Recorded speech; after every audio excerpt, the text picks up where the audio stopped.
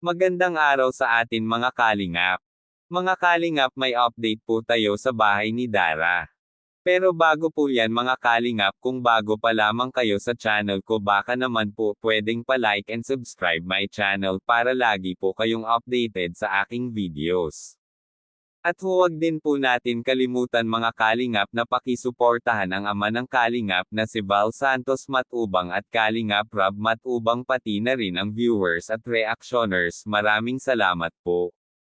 Mga kalingap, unti-unti na bumili si Kuya Rob ng mga gamit sa bahay nila Dara para dalhin ito sa bahay nila, ngunit naabutan nila ito si Dara na busy ito sa paglilinis sa kanilang bagong bahay.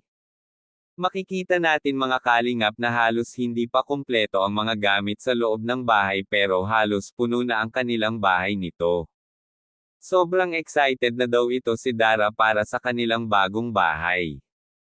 Napag-alaman ito ni Kuya Rob na dito na pala natutulog ang dalawang magkapatid simula nung natapos ito. Kaya hindi ito makapaniwala si Dara na tapos na talaga ito. Hindi na daw sila dito matatakot dahil malaki na ito at bukod dun ay may mga padlock na at hindi na sila ito masisilipan ng tao.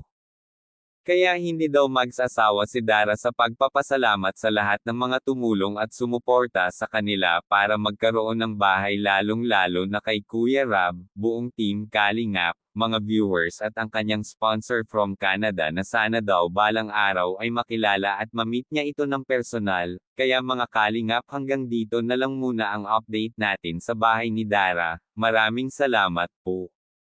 Thank you for watching and God bless us all.